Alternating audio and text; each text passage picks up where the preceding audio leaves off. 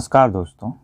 भगवान आप सब पे अपनी कृपा बनाए रखे और मुंबई वालों पे खासकर ज़्यादा बना के रखे, क्योंकि उन पे तेरी मार पड़ रही है। मानसून की, कोरोना की और शिवसेना और बीएमसी की। कि पता लगा सुबह उठे तो छज्जा ही गायब। अगर 1 इंच भी इधर से उधर हो गया बीएमसी नॉर्म्स के अगेंस्ट तो भैया छज्जा ही गायब कर देंगे, वो भी 24 घंटे के अंदर। देखिए ऐसा क्या हो गया था, कंगना रनावत और जो वहाँ की स्टेट गवर्नमेंट के बीच में शुरुआत कैसे हुई, कहासुनी की।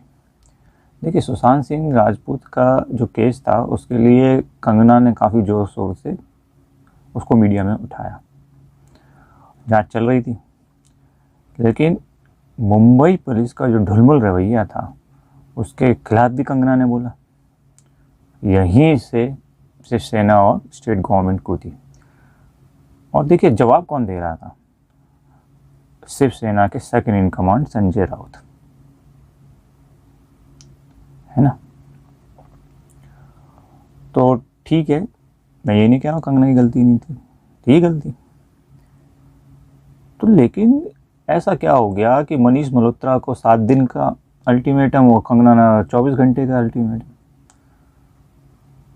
आप तोड़ने चले गए। वो तो मुंबई हाई कोर्ट ने रुकवाया बीच में। जब पूरी मीडिया को मालूम था कि कंगना रनावत उस दिन आ रही है तो आप इंतज़ार नहीं कर पा रहे थे एक दिन का भी, कि उसके आने का इंतज़ार नहीं कर पा रहे थे। डर रहे थे क्या उससे कि भैया वो बुलडोज़र के आगे खड़ी होगी तो फिर हम क्या करेंगे, है ना। और चलो मुंबई पुलिस की महिला पुलिस वालों से उसको घसीट कर भी ले आएंगे तो वो तो मीडिया में खबर बन जाएगी कि भैया किस तरीके से उठा के ले, है ना। तो इसी साहब आपने जो किया तो किया, अगले दिन आपने अपने मुख्य पत्र से सामना उसमें छाप भी दिया, उखाड़ दिया।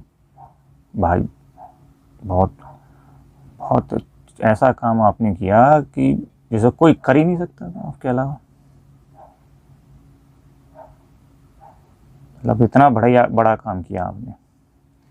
कोर्ट ने भी ये माना कि ये जो कार्रवाई की आपने वो खुन्नस से भरी हुई कार्रवाई है, आपने खुन्नस निकाली है।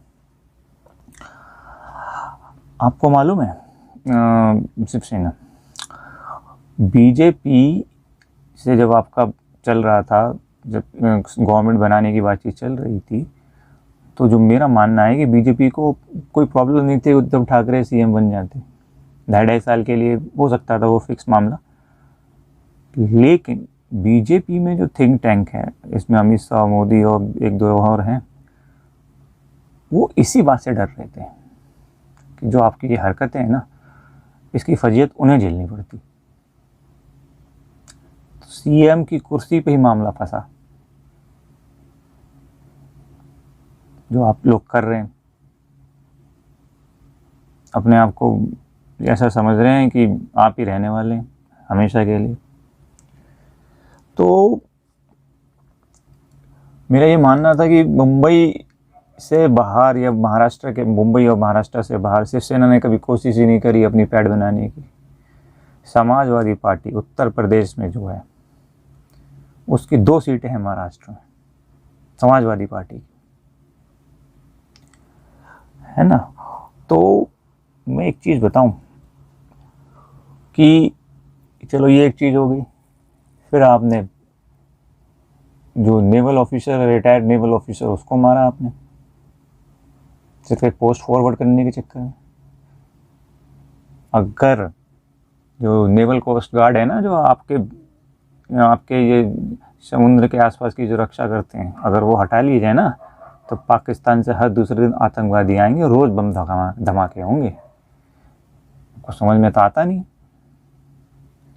फौजी की भी इज्जत नहीं है, लड़कियों की तो इज्जत है ही नहीं, फौजियों की भी इज्जत नहीं है, वो भी रिटायर्ड। जबकि चाइना अब बॉर्डर पे इतना बड़ा बवाल चल रहा है।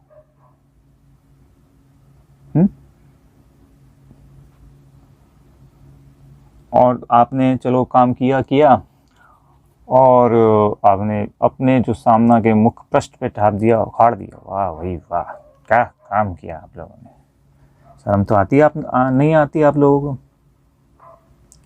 आपके बारे में अगर कोई कह दे तो आप महाराष्ट्र जोड़ देते, उसकी महाराष्ट्र की अस्मिता से जोड़ देते हैं। मेरा मानना ये है, देखिए, हिंदुत्व के बारे में अगर कोई बात करता है उसमें दो मैं मानता हूँ मुख्य हैं। एक तो बजरंग दल और एक आप शिवसेना। लेकिन वो साग भी आप लोगों ने गवा दी। मैं बीजेपी को भी इतना नहीं मानता हूँ जो हिंदुत्व की बात होती है। तो जो सीना ठोक के शिवसेना और बजरंग दल जिस तरीके से हिंदुत्व की बात करती है, आप चाहते तो पूरे देश पे राज कर सकते थे। नहीं, कभी अब रेलवे के परीक्षा देने के लिए जो विद्यार्थी आ रहे हैं उनको हम पीटेंगे, आप रिक्शे वाले ठेले वाले को पीटेंगे आप? ये चल रहा है। मुंबई म्युनिसिपल कॉरपोरेशन सबसे रईस म्युनिसिपल कॉरपोरेशन है देश का, है ना? वहाँ पे 30 साल से आपका कब्जा है। तो आपका तो चल रहा है, तो आपको तो और कहीं देखने की ज़रूरत है नहीं। हर मानसून पे वो तालाब बन जाता है मुंबई, उसके बारे में कोई फिक्र करने की ज़रूरत नहीं है।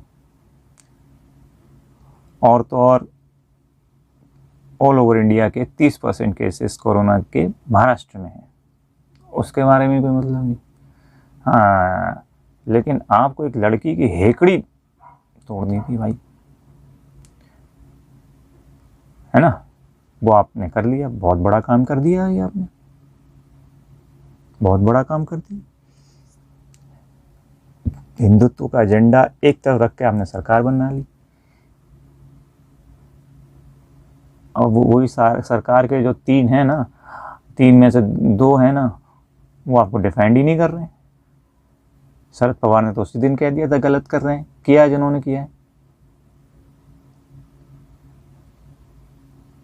तो भाई आप देख लीजिए आपकी पार्टी किस तरफ जा रही है, आपको क्या करना है। आप इस चीज़ से बच सकते थे, आप 7 दिन का अल्टीमेटम दे, तोड़ना तो तोड़ देते, कोई दिक्कत नहीं, लीगल था, कोई दिक्कत नहीं थी। जिस तरीके से तोड़ा, बहुत गलत काम किया आप लोगों ने। और फिर वो नेवल ऑफिसर्स को मारा, ऐसा थोड़ा होगा।